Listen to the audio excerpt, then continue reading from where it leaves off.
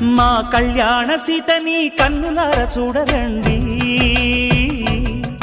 మా బంగారు తల్లిని దీవించి వెళ్ళరండి.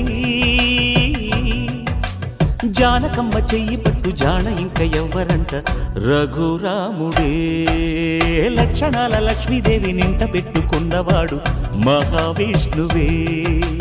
చల్లరో చల్లరో జాజి పూల చందనాలు, మల్లెపూ బంతుల మంగళాలు.